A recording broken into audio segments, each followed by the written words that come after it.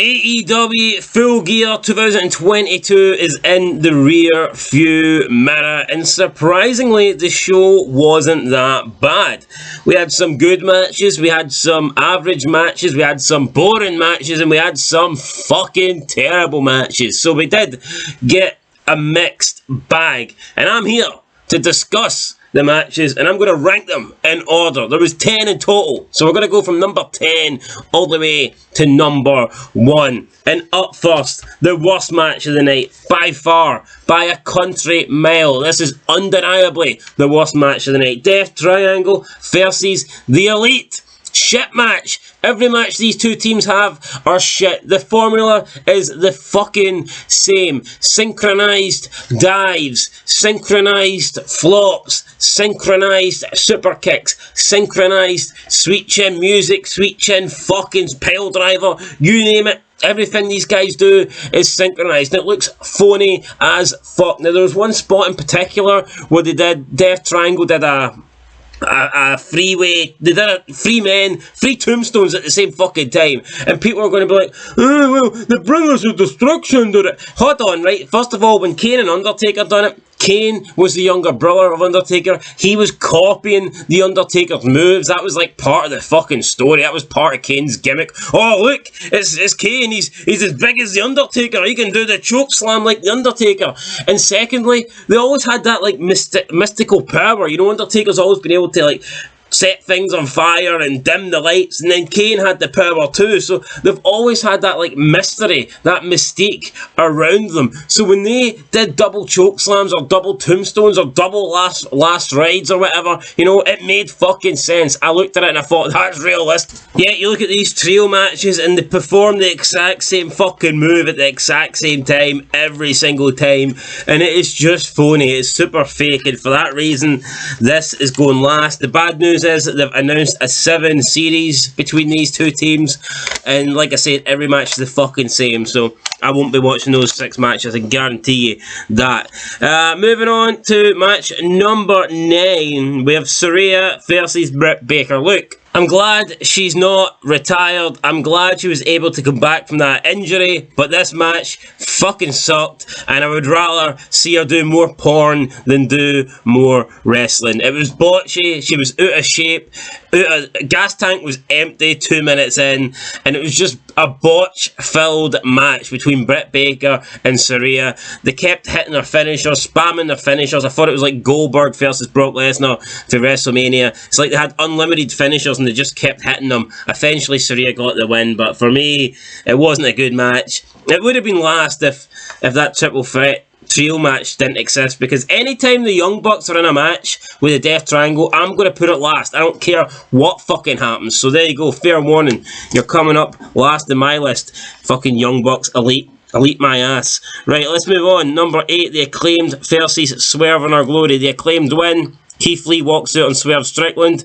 Seen this match multiple times over the past couple of months, and nothing special happened in this one to make it any different. That's why for me, it's going 8th. 7th, I'm putting Jade Cargill versus Nile Rose. I actually thought this was okay. Wasn't that bad, in fact. Short match. I think it was the shortest match of the night. And it was just quick and to the point. You know, Jade Cargill wins. Looked like at one moment her title reign was done and dusted, but no, she wins. She's still 42-0. The match was okay, the match was solid. Number 6, triple threat. 3 big guys going at it. 2 guys that are chiseled, 2 guys that look like tanks. And then we've got one guy that looks like he ate the fucking tank. So, yeah, Samoa Joe looked like the odd man out in this match, but he was the winner. Locked in the Kimura lock or whatever, or the Kukita clutch on Powerhouse Hobbs. So, Samoa Joe is now a double world champion. I mean, the match was okay. It was alright. Number 5, I am putting the world title match. I do not think Moxley's a great wrestler. I don't understand why people love John Moxley. I don't think MJF's that good in the ring either, if I'm being honest. MJF for me is similar to The Miz. You know, he's solid in the ring, he's okay, but he delivers on the mic. That's where he performs at his best. That's where he outshines everyone, not necessarily in the ring. So you put these two together, I don't expect a great match. I don't think this was a great match, but I did like the ending with William Regal turning on John Moxley and handing the brass knucks to MJF to use on Moxley and become the new AEW World Champion. So, I mean, I did like the ending, but the match overall just did not do it for me. Number 4, we've got another new World Champ, Hater versus Storm for the AEW World Championship. Storm wins. I mean, Hater wins. Fuck me. Yeah, Hater wins. Yeah, 100% Hater definitely won this. Interference from Rebel and Britt Baker. Lots of finishing moves, lots of, spots with like weapons and the titles, and there was like objects at ringside using the environment to their advantage. Eventually Hater won with a finisher after Toni Storm ran into the exposed turnbuckle. 15-minute match, pretty good for the title. Best women's match on the show, and I preferred it to the world title match. In my opinion, it didn't drag. It felt like it ended at the exact right time.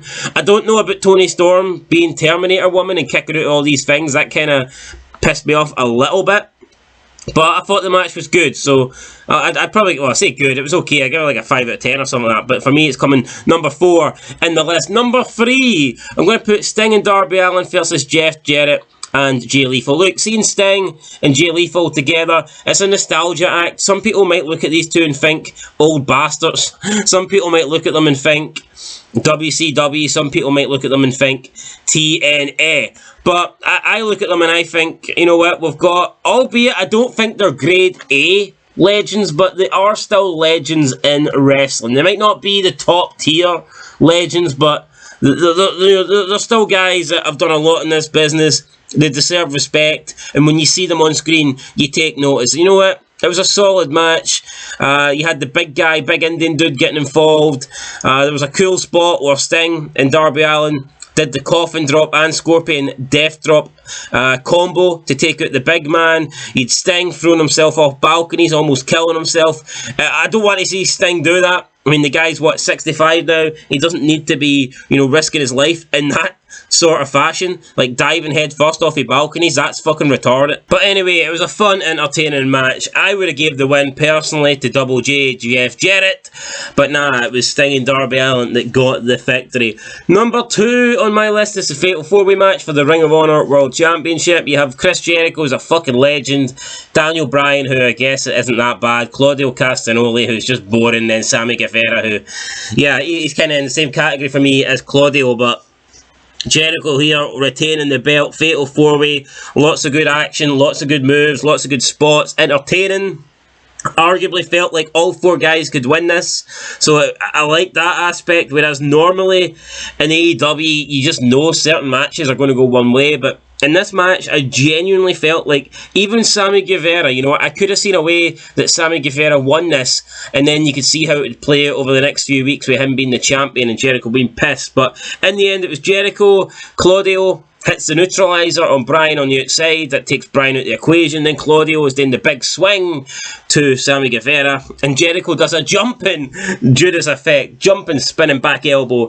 It didn't really connect, so he kind of got up and did another one just for good measure. But Jericho gets the win. That was the second match of the night for me. And number 1, Jungle Boy versus Luchosaurus in a steel cage match. Now, in the review, I said this reminded me a little bit of the Hell in a Cell between Shawn Michaels and The Undertaker. Apparently, that is Luchosaurus' favourite match of all time. And Jungle Boy was wearing trunks, wearing tights similar to what HBK had in his Hell in a Cell match against The Undertaker. So Jungle Boy did mention that. But I thought the match was good. I liked the psychology. I liked the fact that Luchosaurus played the part of the heel. He played the part of the bigger man. He was basically just throwing Jungle Boy head first into the cage, using Jungle Boy as like a spear, a javelin, just to throw him around. And there's like lots of spots for the steel cage. You had the slingshot into the steel cage, if you remember, in the Hell in a Cell match. Taker slingshot at HBK on the outside, face first into the cage, and we had the same spot here with Luchosaurus and Jungle Boy. Some good spots. I liked it. I thought it was good. What I don't like is, at the end, Jungle Boy puts Luchosaurus on a table, climbs to the top rope, hits an elbow drop from the top of the steel cage through the table, and then rolls Luchosaurus over and makes him tap out with like an STF. Why the fuck would you do that? First of all, it makes Luchosaurus look weak. Your big monster is tapping out to a guy that's about, what, a foot shorter than him, 100 pounds less than him. That not only makes Luchosaurus look weak, but it takes away from the big spot. It takes away from the big fucking dive off the top of the steel cage. Why not have that end it? In my opinion, that was the perfect way to end it, but for some reason, Jungle Boy rolled him over, put in a submission, and tapped him out instead. Look, it was a good match. In terms of rating it, I would probably give it like a 7. I thought it was a good match, 7 out of 10, something along those lines. I enjoyed it, but I just thought the ending was a bit unnecessary. It wasn't needed, and I personally wouldn't have done it that way, but what the fuck do I know? I'm just some guy sitting on YouTube talking about wrestling. These guys are actually in the ring wrestling,